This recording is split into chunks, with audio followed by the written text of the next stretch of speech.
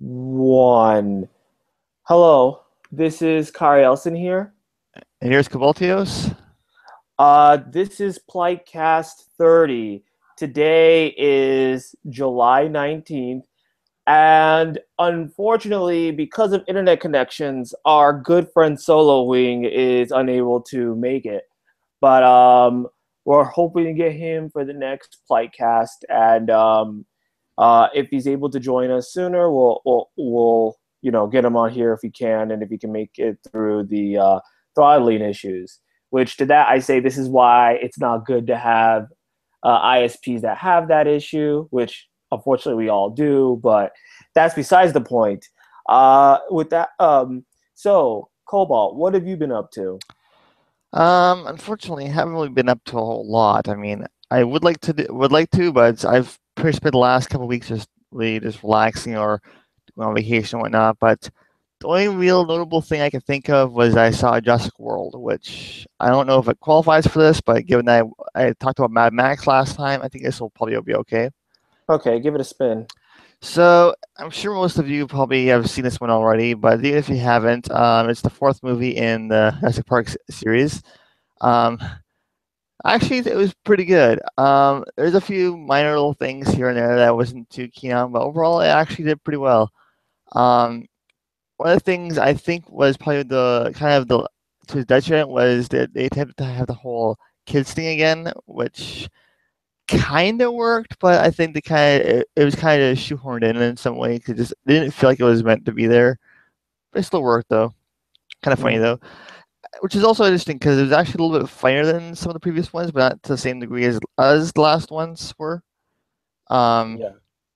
Chris Pratt did a really great job as his character, who's a rapper trainer, and in the sense that he's actually their alpha as opposed to just training them, which means they kind of respect him, but more in the whole leader aspect than the actual like respecting that kind of thing, which works out in the end. I mean, if it's the general way of how like a pack would work, I guess. Overall, this one has some decent material.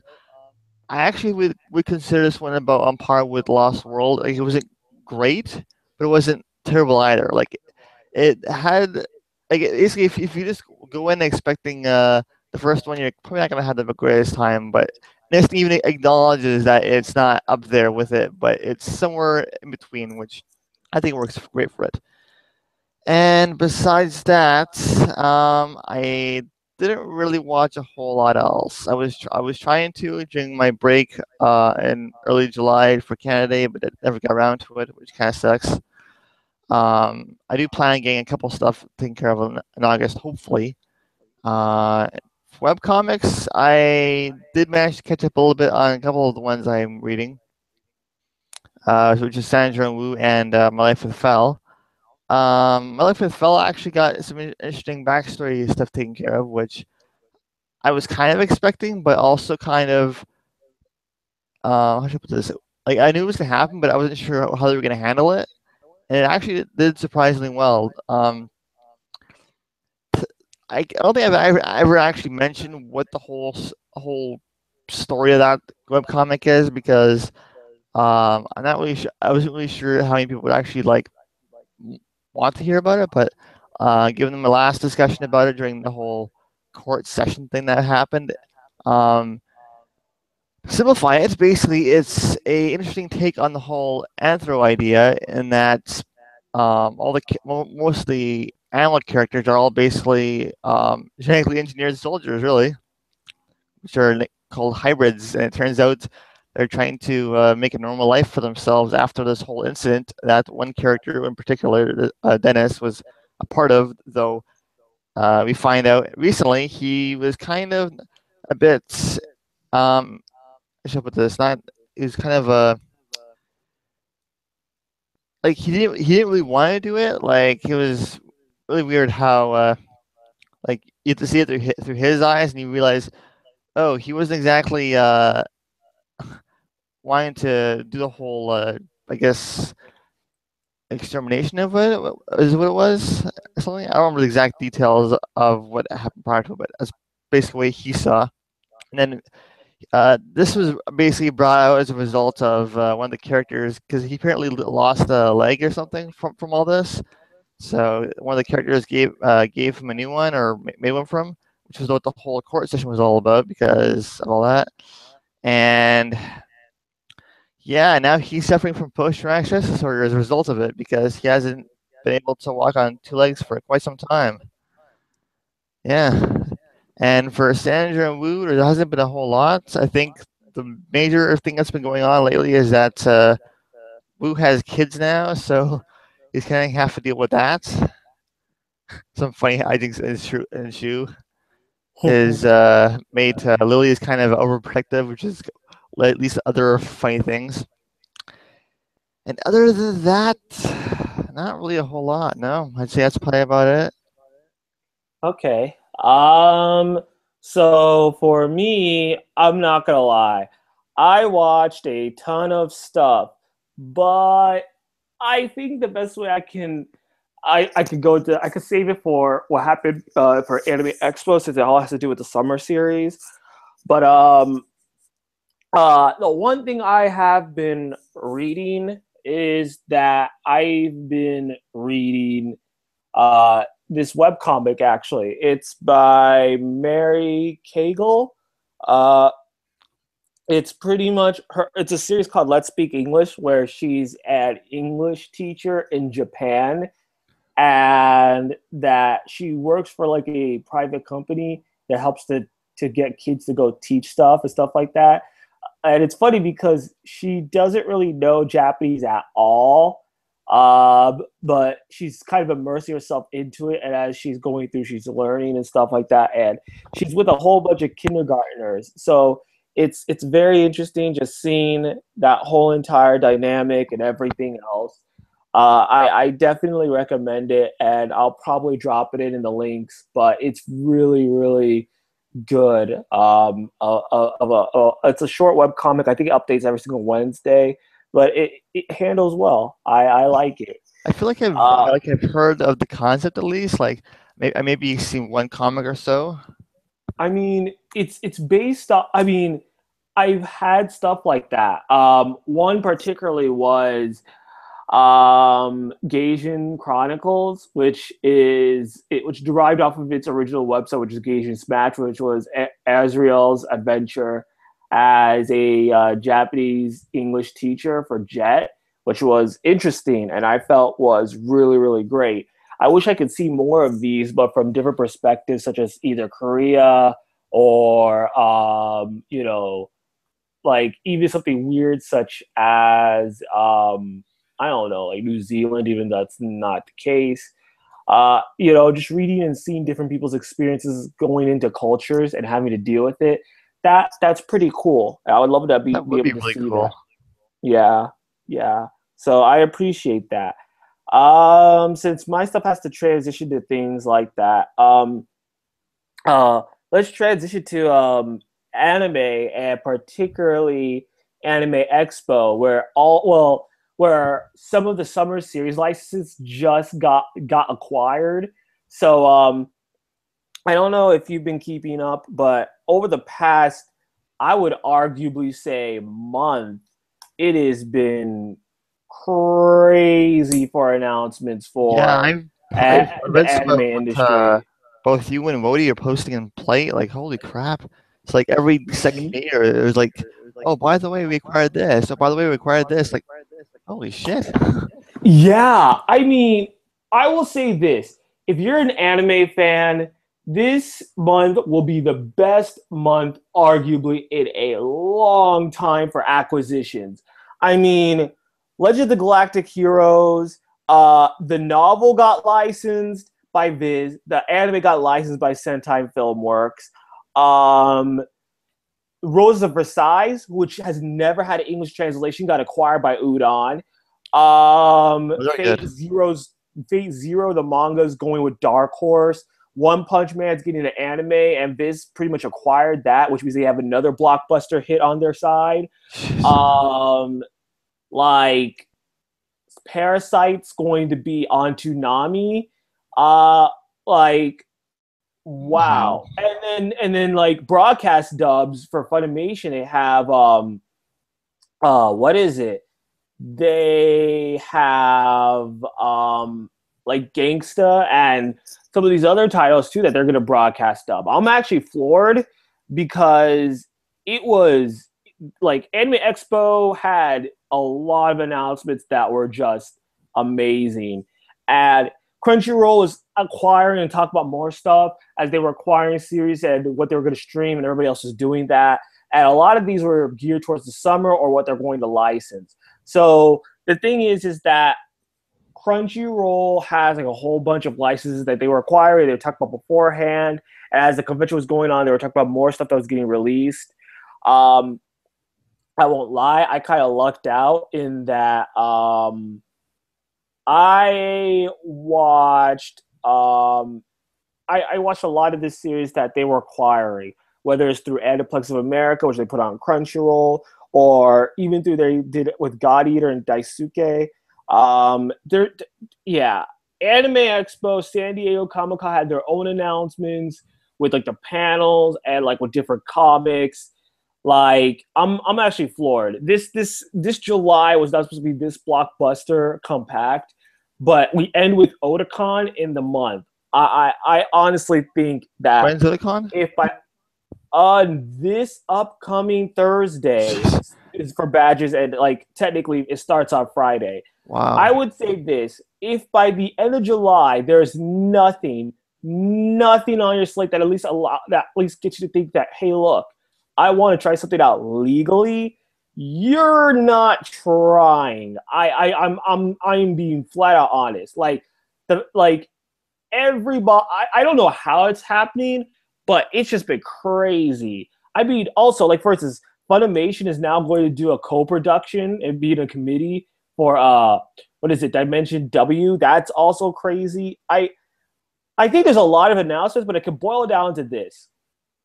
There's a lot of great stuff out there. You can look through bunches of Anime News Network, Polygon's coverage of comics and stuff like that. Comic book resources, Bleeding Cool, etc., etc.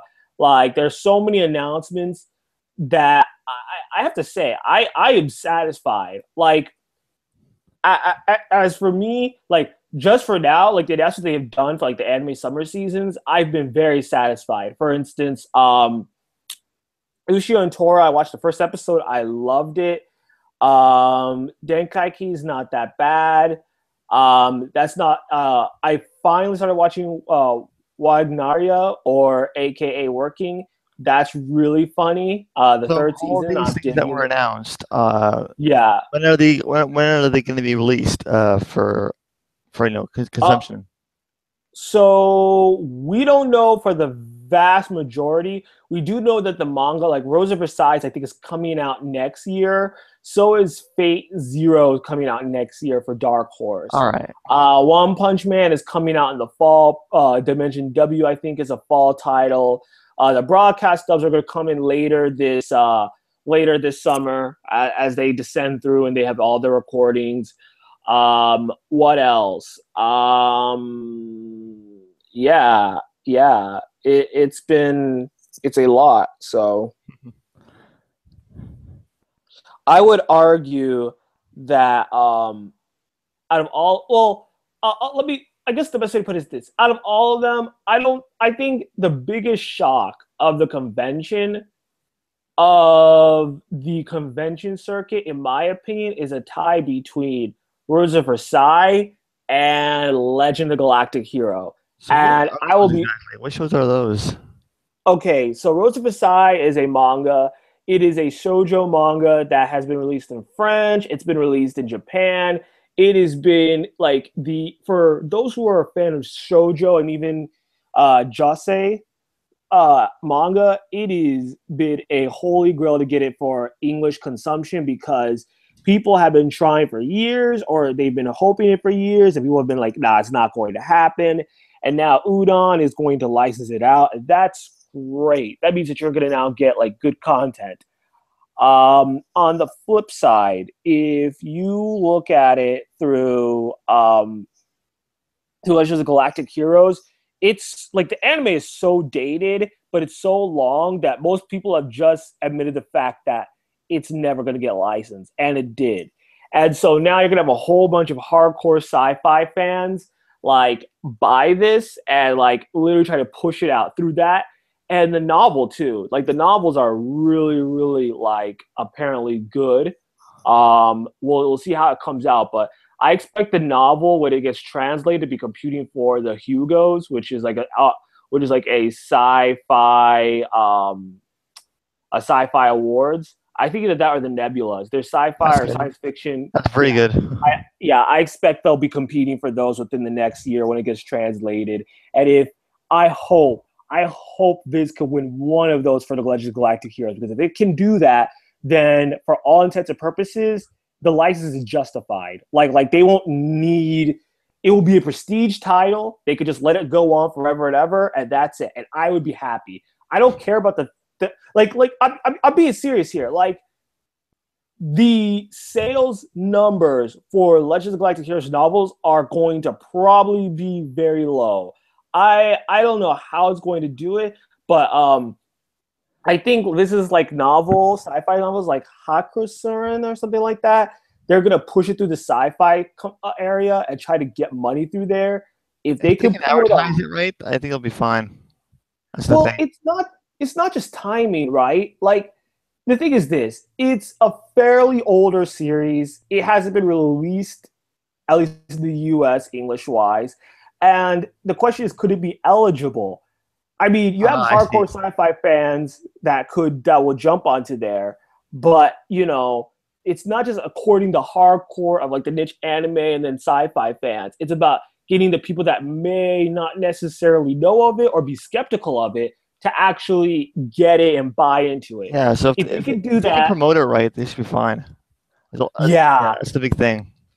Yeah, good luck, because if they could pull off the promotion and get like an award, any award for that book literally allows it to be a prestige title, and they could just like ride off the coats of that and say, we may not be making much off of this novel, but we're at least getting prestige. Now, if it becomes like a blockbuster novel on top of a prestige novel, I will literally I don't know what I would do. I think I would just spaz out, because that would be a major shock. I don't expect. Well, you're here to hear first, folks. Yeah. I just don't. I just don't see it sell. Like I'm being flat out honest. I don't see this selling. I see this like at bare minimum losing some money. But at the end of the day, because they'll have other titles that acquire for it, they'll pay out of it and stuff like that, and they'll get out of it. The best case scenario I see it is that they're just like razor thin profits, because like for instance, what is it? Violent Saga for Kodansha has been rocky, even though it's one of the most graphically beautiful manga that I've read. Like the very little that I've read, but it is great, but it is hard to push that. And I mean, hopefully, I don't know. We'll see. We'll see. Maybe what will happen is that Kodansha and everybody else will get these into like sci-fi and other things like that. They'll think, we'll create a series for this. They'll do a demo movie and stuff like that. Or like a demo TV series. It becomes like the new Battlestar Galactica for live action, and Game of Thrones for sci-fi with both live action, and then Viz, everybody else just counts their stacks so they made some extra money from it. But I'm skeptical. Do you think they'll break even at the very least? I think they'll break even, but I'm saying that optimistically. I'm thinking realistically. There's a reason why these titles weren't licensed until now, and even then, like sci-fi has been a hard push. If you look at Netflix, they have Knights of Sidonia, and that's because Netflix collaborates to get it dubbed, and then Sentai pushes out the DVD releases. If you look at Space Brothers has been a DVD only. I think it's been a subtitle DVD only release by Sentai Filmworks. So that should tell you just how like skeptical I am about that. And also Rosa Besides too. I think it's great, but I don't know. I'm skeptical. Is Knights of Sidonia worth the watch at least? Yeah, it is. It's worth a watch, and All right. it's a really good series from what I've heard and what Solo's talked about. Like, it's really good. It's just that like Knights of Sidonia has certain money on top of it that can afford the loss versus like a title that has like virtually no cushion to to go above like a certain loss. But I we'll see. We'll see what happens. Um, with that being said, I'll transition quickly to what I was watching because those are part of the announcements. And like I said, Ushio Tora I liked. Classroom Crisis is not that bad. I'll probably watch a couple more, see how that goes. Um, I would say Rocka at a Six Breaks is pretty good. I think Pony Canyon may have something with this, and if they could somehow get it onto Toonami on an earlier block, it may be a gamble, but we could see how that goes. I don't know, or if they can get it to like a different channel that could be able to show it in a prime time slot in like the late afternoon, like on a Saturday or a Sunday, when they don't have programming. Right, right. What else? Yeah, there's like I think the only series that I deliberately dropped was Million Doll, and that was because it was just horribly animated. It Not was bad. it was yeah, CG wasn't good. Plot just was boring, and everything else just not that good. Danjikai is something that's borderlining for me. Um, I haven't watched Durara yet, but that's because I'm just gonna wait until the Simu dub comes out. Just being blown with that. Yeah. When's the Um, dub for that one coming out, by the way? Just out of curiosity. the full dub for the first like part of the second season is already out on Crunchyroll, which you can listen to, and like if you have it for free, you can listen to that and be able to watch it with like commercials. The second one, we'll see what happens. Right. Um, what is it? Anohara Machine Gun. I'm probably gonna watch that. We'll see how that flounders out. I may end up dropping it. I may end up maintaining it. It'll be like one of those wishy washy stuff. Um, actually, I am is not bad. It's a Monster Girl series. It's gonna be interesting. I think the animation style isn't my thing, but Hey, I which don't is know. this? Sorry. So the title's called Actually I Am, and Actually I Am is like essentially the plot premise is boy walks in and sees a girl who's really a vampire, and he has to keep the secret even though he sucks at keeping secrets. And so it's the whole entire plot device of like trying to keep secrets and stuff like that. That So sounds kind of yeah, funny. yeah. But Gate I've also been watching. It's not bad. Like somebody said that Gate had some ridiculously pro Japanese jingoism style stuff. And I'm not gonna lie, I could kind of see through that and agree with that. But at the same time, it's just interesting to see that, like a type of like I'm so used to American hoorah patriotism and stuff like that seeing it through Japan's eyes is just interesting.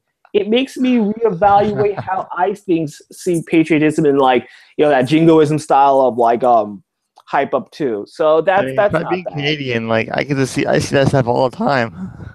Yeah.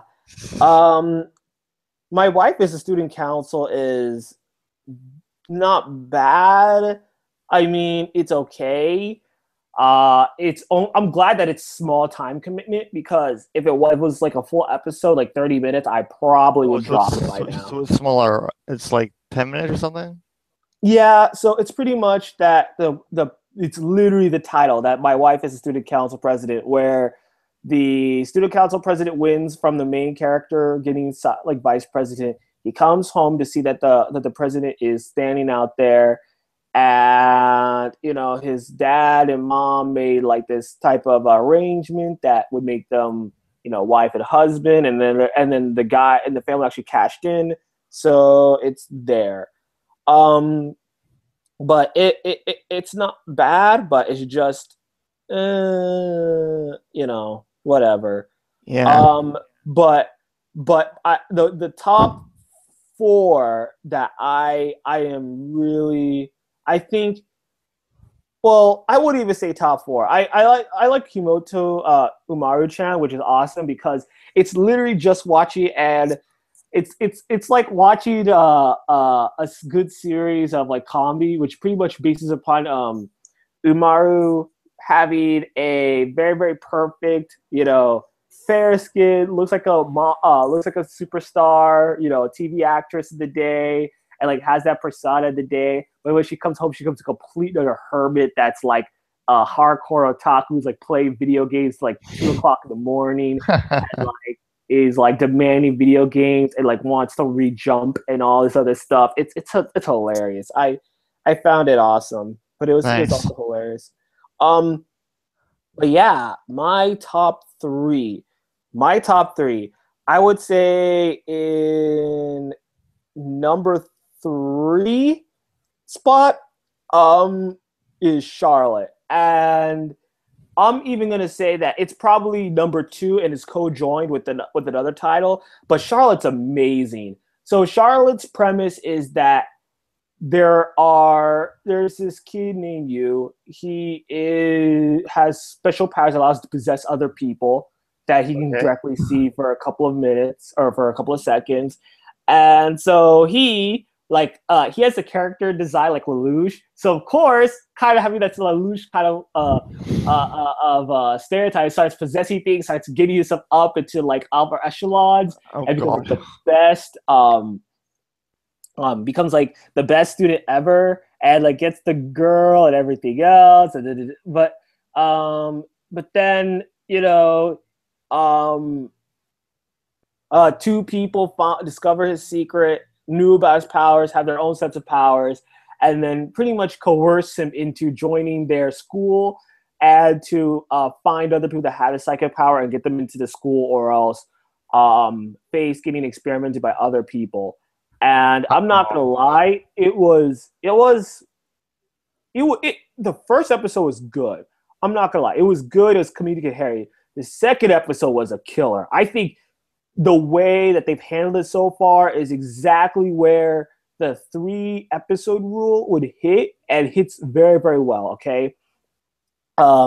With that being said, Kotu is Monster Musume. Oh my god, I'm not gonna lie. I had this as I'm going to probably enjoy this series a lot, and I'm enjoying this a lot more than I thought I would. oh really?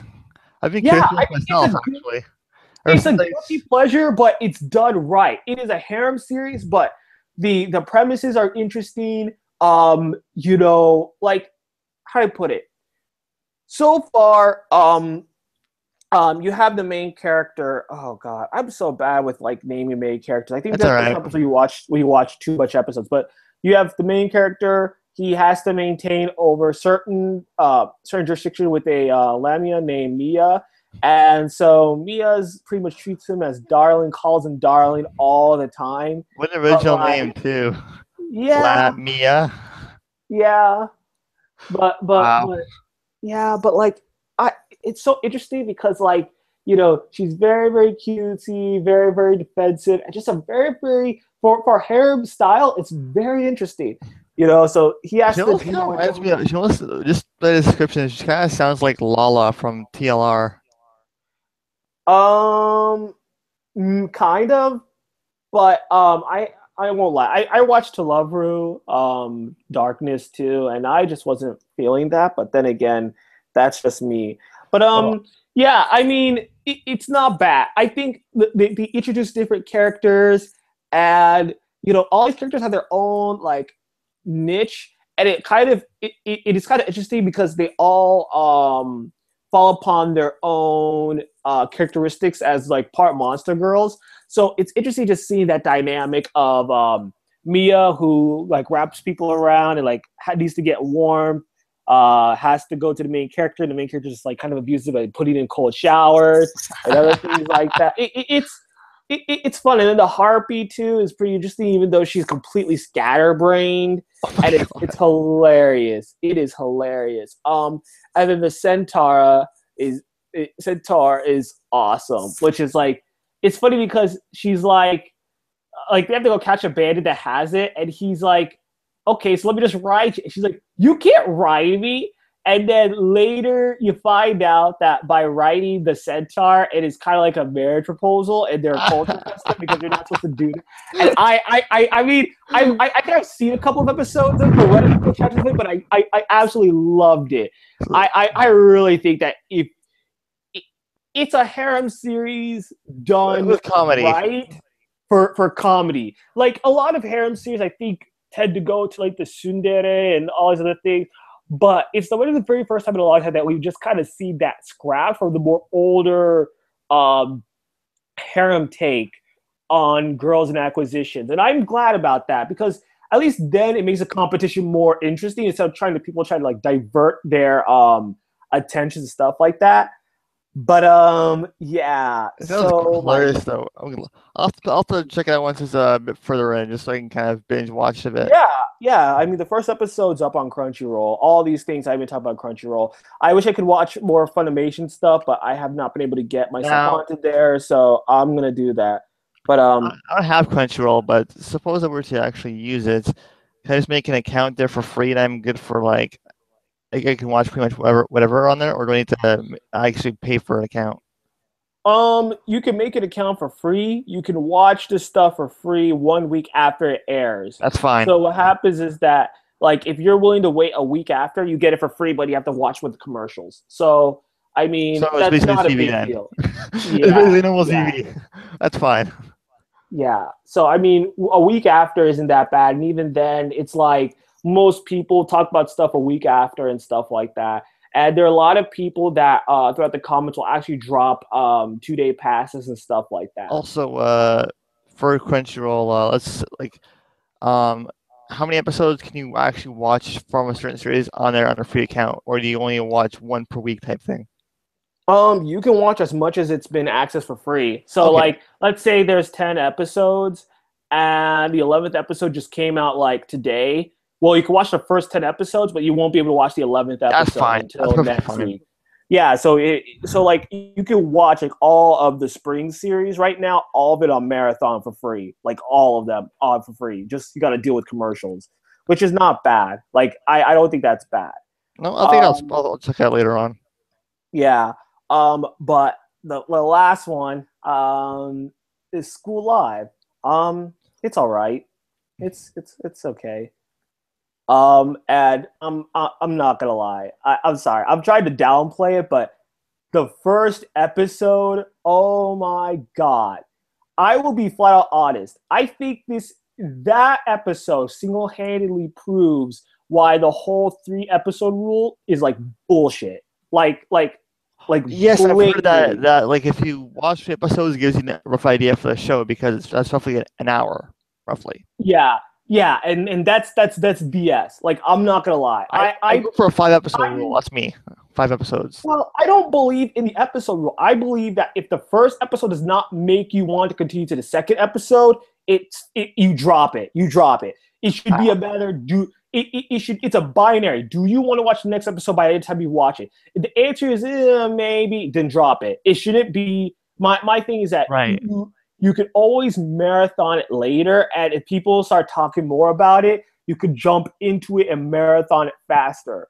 But don't waste your time if it's not like a definitive yes, I want to watch this, okay? That first episode, I don't even want to spoil it for you. I will say this. If you haven't watched it right now, go watch the first episode. Literally, take 30 minutes out of your life to watch the first episode. See how it plays out. And I will flat out say this. That's how you execute a first episode. It hooks you in. It tells you what you need to do. It lures you in with certain things that you would understand. At the end of the day, the shocker, the ending literally just grabs you. And you're just like, holy crap. I think that anime series should take a hint from that. I won't lie. I've not seen. I know this is kind of like bombastic, and people will think that this is kind of like a ridiculous statement, but I have yet to see a stronger first episode impression from me in series in a long time. I think of the Boondocks of the first episode, which did it amazingly. That first episode to me said this is like I have to make time in my schedule for that, right? I would say Breaking Bad did that for me. Most other series they tend to warm up, but that School Live, like Boondocks, like I'll say a lot of the shows uh, I've watched usually have what called the pilot, so it's like 2 episodes, a two-part to kind of kick the series off. A lot of series I've watched them to do that for some reason, but yeah. yeah, I mean, pilot episode stuff like that. They're supposed to kind of introduce you in, but it did amazing trying to hook me in. I would argue that it as a series is going to be great. There's a reason why that after the first episode, the volumes for School Live apparently like skyrocketed. Like everybody was buying the manga, like the first issue of the Oh manga. wow, really? Yeah, like it's Holy. bad. Yen Press is releasing it this fall, and I'm not gonna lie, I'm probably gonna pre-order that. Like because if the manga starts at the very beginning and works its way through, while the anime does like in media res, which is just how it's happened, it will be interesting to see how it evolves after, right? But So most manga, just to kind of clarify, most manga generally cover about like half an episode, right? it depends. Like each Most one manga covers.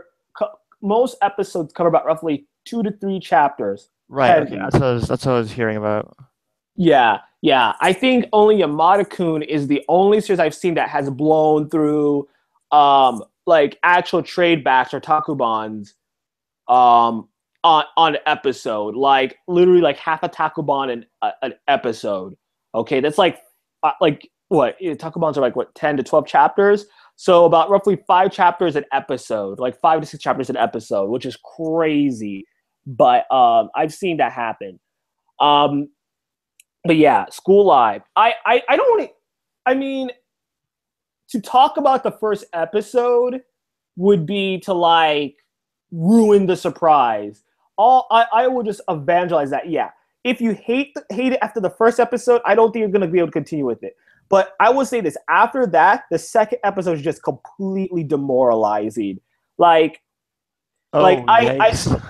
yeah, like it's not like it's so depressed. Like to me, it's depressing and it makes me want to cry. Like I just look at each episode now, and I'm just like, am I going to feel even more like crying after this Uh-oh. episode? Because Feels. because like the way the first episode ends up, you realize just how things are, and just like it's just like holy crap. That's a real bummer. Um, but yeah, go watch that. So I guess that's a little bit of like announcement from like all the past month and also summer stuff. But I guess a couple of other things that we can talk about. So yeah, the director for Metal Gear Rising wants to do a Kill la Kill in a Berserk game. What are your thoughts? I'm actually really excited because like I don't know too much about Berserk, but Kill la Kill is like the perfect fit for that kind of thing because we're talking about the guy who basically made this really over the top sword game, which is what Metal Gear Rising was, and Kill la Kill is pretty much that. So if they could pull it off just fine and go all over with the craziness of it, it's like a perfect fit for that. Yeah, I think it'll be great. My only thing is that are they gonna make you play through the series, or are they gonna do like an alternate series? Because the way Yeah, that's a that good question. Yeah. the way the anime ended was pretty conclusively. Like I don't. I mean, there's enough that you could probably work in like a sequel or something like that. But at the end of the day, it was a fairly conclusive ending. But I mean, if have you played Metal Gear Rising?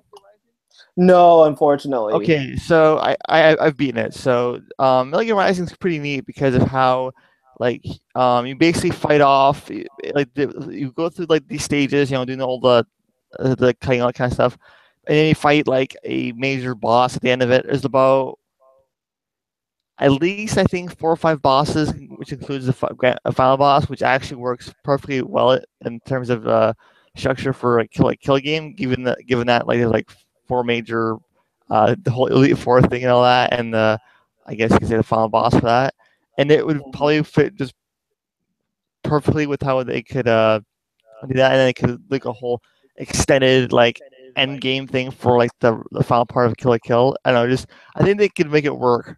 I really think they could. Yeah, I mean, It'd be I like think this the best way weird to put it mix. is this mechanic.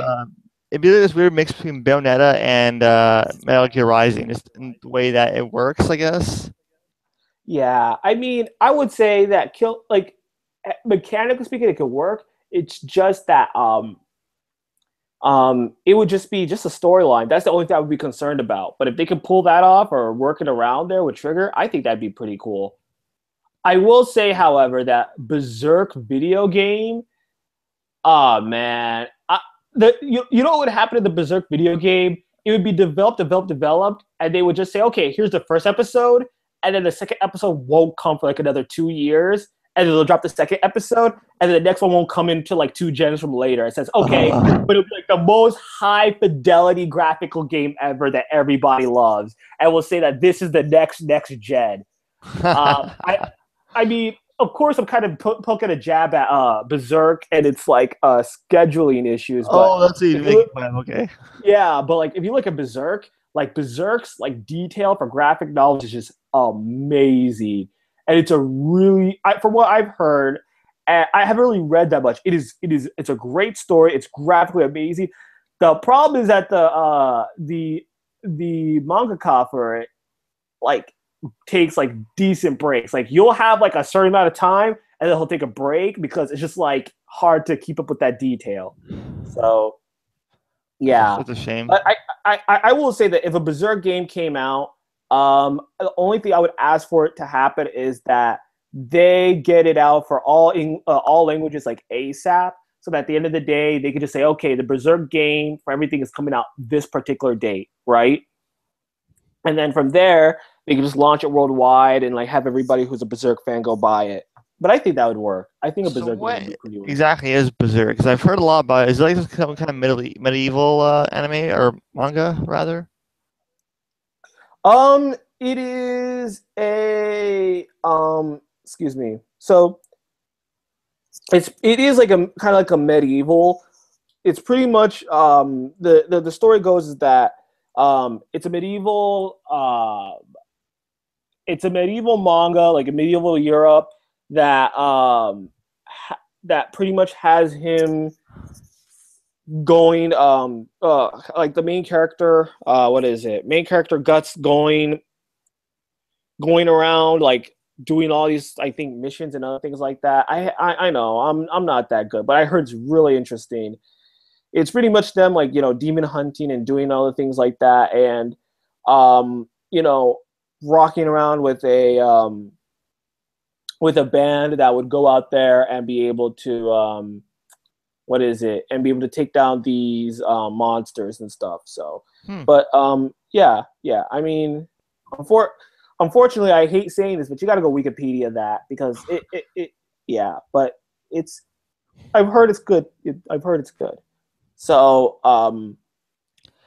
Is there? yeah, I've heard there is also a God Eater anime. yeah, there is actually.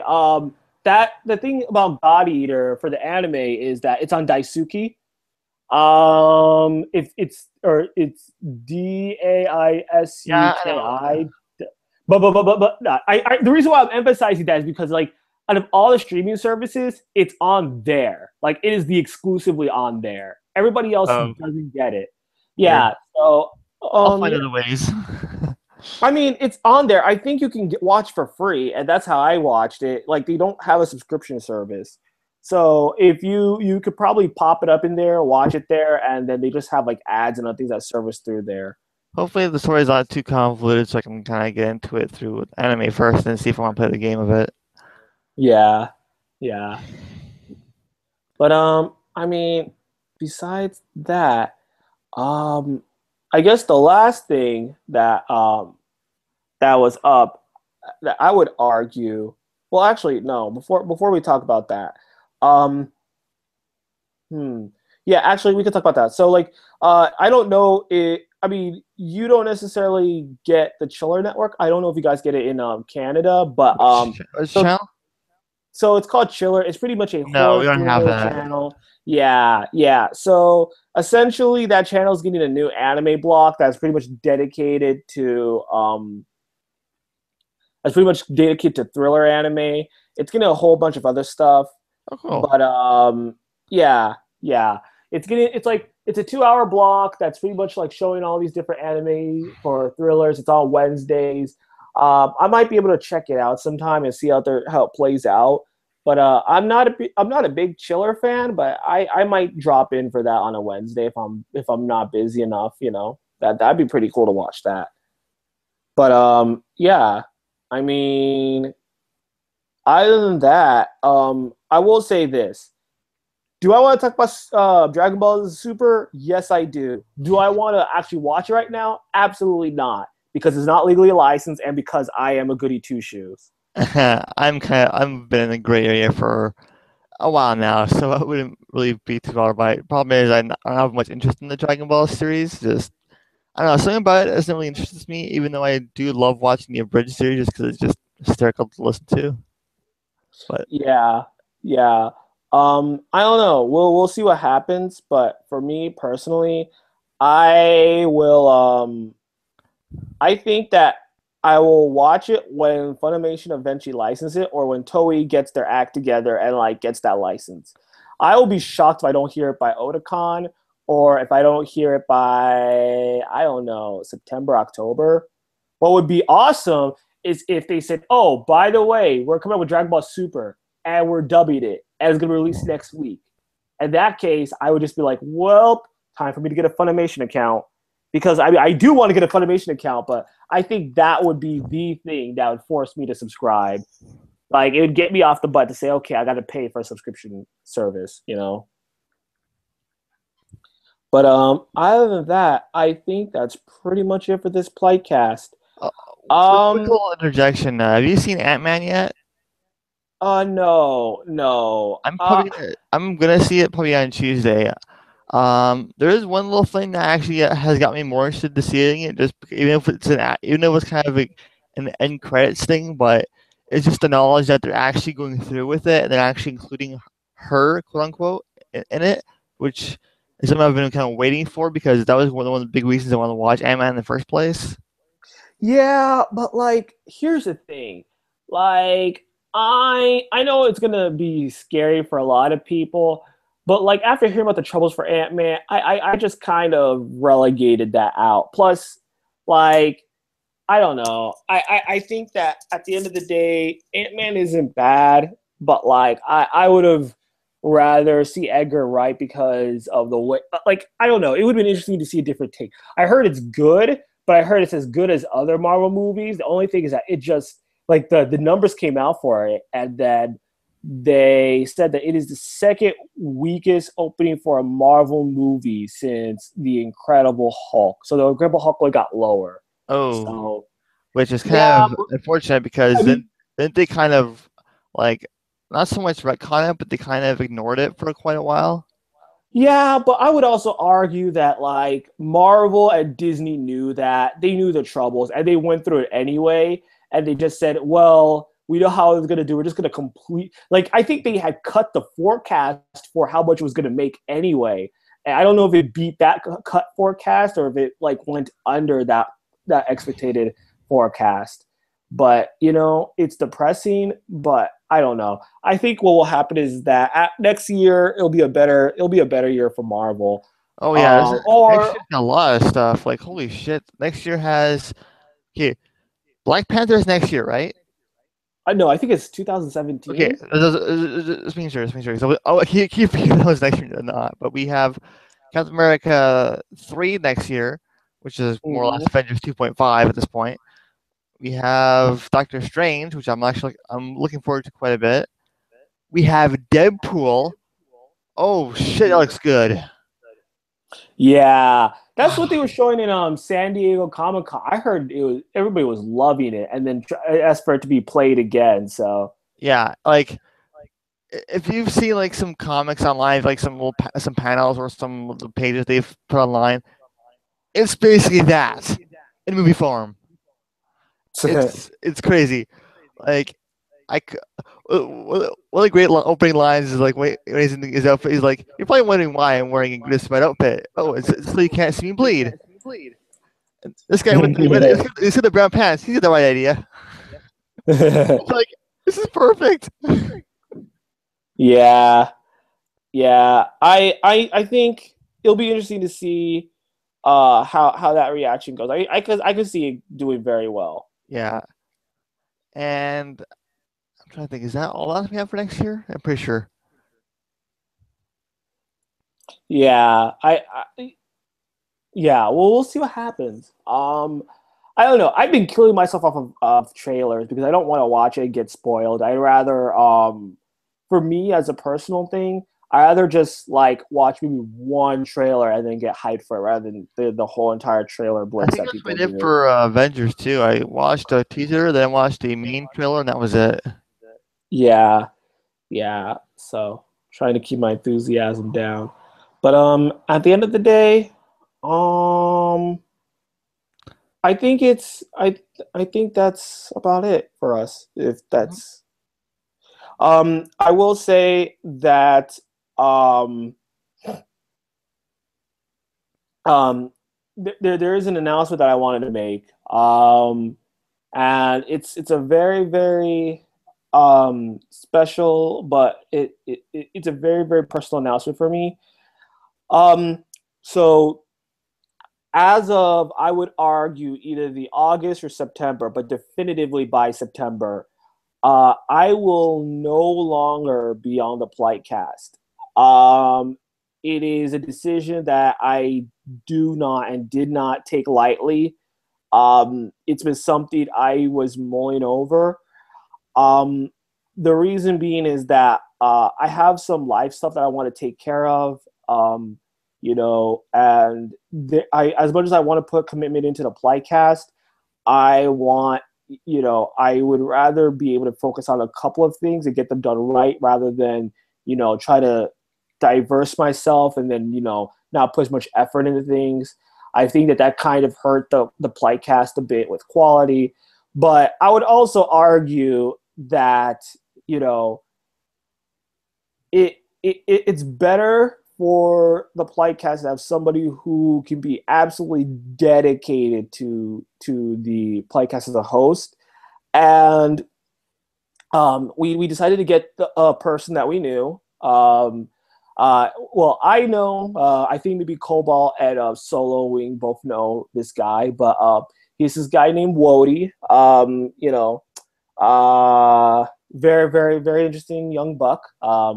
Very enthusiastic about the anime and Plightcast. But no, all joking aside, I've talked to Wody and I've tapped him up to replace me as the co-host for the Plightcast.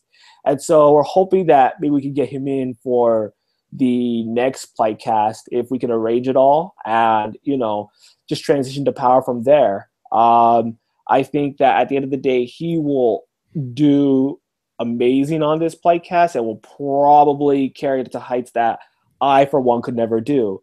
So I'm very optimistic about this change, and I'm hoping that he will do great luck and do great work with both Solo and Cobalt throughout the next times that the playlist goes through.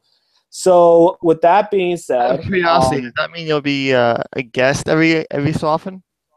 yep, every so often, if I can, if the time permits, and people are doing good work on my end to, like, keep life as little bit of hectic as possible, and I have time, and more importantly, if the Plightcast wants to invite me, I'd love to be a guest.